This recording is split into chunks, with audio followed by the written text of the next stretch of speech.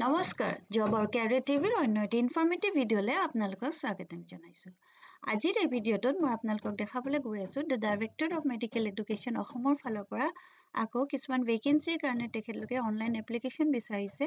আৰু এইবিলাক গ্ৰেড 3 আৰু গ্ৰেড 4ৰ পজিশ্যনছ হয় আৰু টোটেল নাম্বাৰ অফ ভেকেঞ্চিজ যোনখিনি এবাৰ মুকলি কৰিছে সেয়া হৈছে 2047 পোষ্ট হয় আৰু এই পোষ্টসমূহৰ কাৰণে যিটো ৰিক্ৰুটমেণ্ট হ'ব সেইবিলাক হ'ব ধুবুৰী নগাঁও নলবাৰী কোকৰাঝাৰ তিনচুকীয়া মেডিকেল কলেজত আপোনালোকে যদি অলৰেডি এপ্লাই কৰি থৈছে তেখেতলোকে নকৰিলেও হ'ব এই পোষ্টসমূহৰ কাৰণে এতিয়া নতুনকৈ আকৌ তেখেতলোকে এডভাৰটাইজ দিছে আৰু যিসকলে অলৰেডি কৰা নাই তেখেতলোকে এপ্লাই কৰি দিব পাৰিব এইটো ভিডিঅ'ত মই আপোনালোকক এইখিনি চাকৰিৰ উপৰিও আৰু কিছুমান বেলেগ চাকৰিও ওলাইছে সেইখিনি বিষয়েও জনাই দিম ডিটেইলছ সেইকাৰণে ভিডিঅ'টো আপোনালোকে স্কিপ নকৰাকৈ শেষলৈকে চাই যাব এলিজিবল আৰু ইণ্টাৰেষ্টেড হ'লে এপ্লাই কৰি দিব পাৰিব এতিয়া ইয়াত যোনখিনি টোটেল নাম্বাৰ অফ পোষ্ট দিছে আৰু কি পোষ্ট আছে মই এবাৰ দেখাই যাওঁ গ্ৰেড 3 আৰু গ্ৰেড 4 পোষ্ট হয়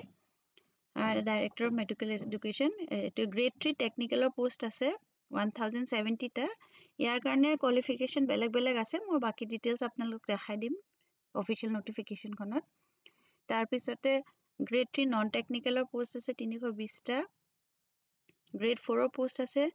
657টা ইয়াৰ কাৰণে 8 পাছ হ'লে আপোনালোকে এপ্লাই কৰিব পাৰিব মোৰ কাৰণে যোনটো এজ লিমিট বিচাৰিছে সেয়া হৈছে 18 ইয়াৰ্ছৰ পৰা 40 ইয়াৰ্ছলৈকে থাকিব 1st January 2024 আৰু reservation of post for female candidates will be as per prevailing government rules OBC category কাৰণে 3 বছৰ এজ ৰিলেক্সেশ্যন থাকিব SC কাৰণে 5 বছৰ থাকিব ST কাৰণে 5 বছৰ থাকিব আৰু পাৰ্চন উইথ ডিসেবিলিটি কাৰণে 10 বছৰ থাকিব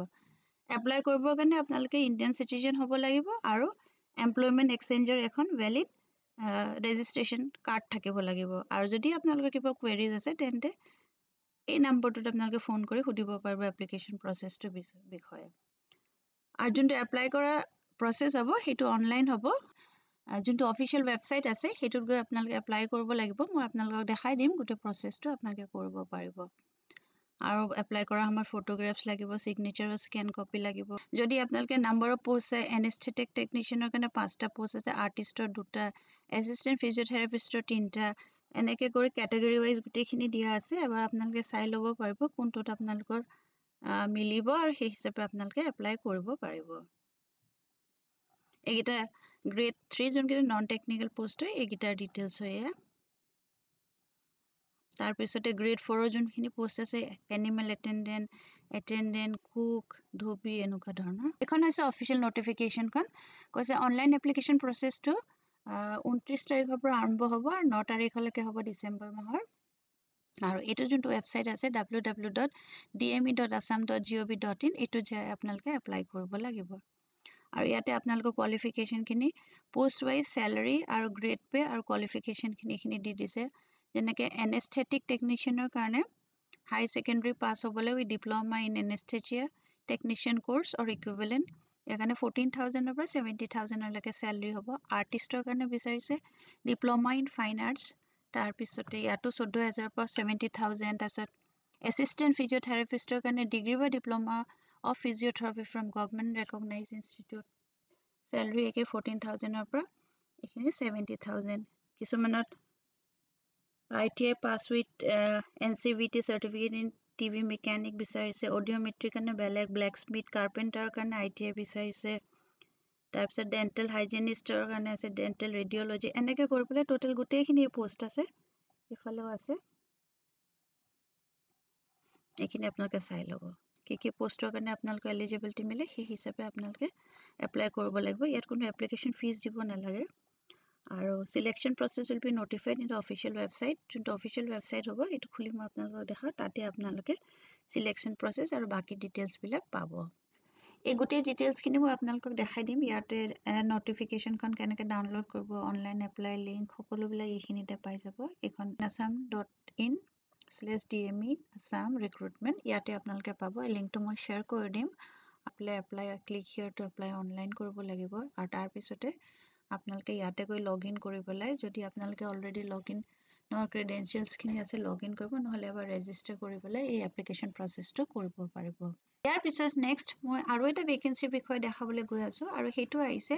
DC অফিচ তেজপুৰৰ পৰা। ইয়াৰ কাৰণে পোষ্ট ওলাইছে, এটা পোষ্ট ওলাইছে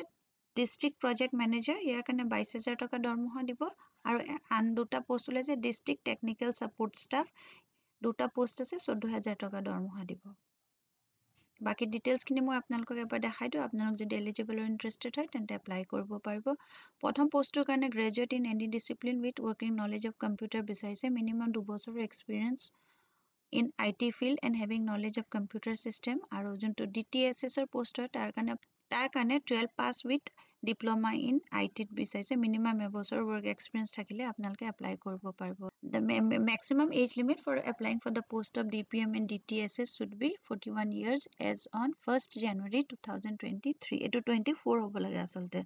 The age limit shall be relaxed for applicant who shall be serving for similar position under any district administration by number of years served into a maximum 8 years. তাৰমানে 8 বছৰ relaxation থাকিব যদি আপোনালোকে এনেকুৱা ধৰণৰ চাকৰিত অলৰেডি এক্সপিৰিয়েঞ্চ আছে।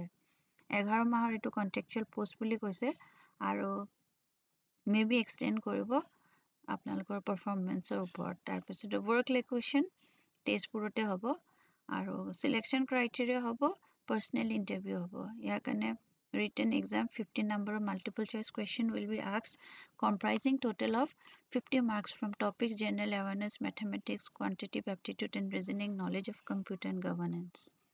আৰু ইণ্টাৰভিউত 50 নম্বৰ থাকিব, টোটেল 100 নম্বৰজৰ হ'ব। আৰু এপ্লাই কৰা যোনটো প্ৰচেছ হৈছে are required to submit application form as per the format placed at the bottom of this annexure. তাৰমানে এই এডভাৰটাইজমেণ্টৰ তলফালে দিয়া আছে, সেইটোত আপোনালোকে মই দেখাই দিওঁ কোনখন এপ্লিকেশ্যন ফৰ্ম হয়। এইখন হৈছে এপ্লিকেশ্যন ফৰ্মখন, এইখন আপোনালোকে ডাউনলোড কৰি প্ৰিণ্ট আউট ওলাই ল'ব লাগিব, যে এটা পাছপৰ্ট চাইজ ফটোগ্ৰাফ দিব লাগিব আৰু বাকী এইখিনি যিখিনি মেনশ্যন কৰা আছে সেইখিনি ফিল কৰি আপোনালোকে ইয়াতে নিজৰ ছিগনেচাৰ কৰি পেলাই এপ্লাই কৰিব লাগিব। এপ্লাই কৰাৰ লাষ্ট ডেটটো মই আপোনালোকক এবাৰ দেখাই দিছোঁ 12/12/2024। তাৰপিছতে কি কৰিব আপোনালোকে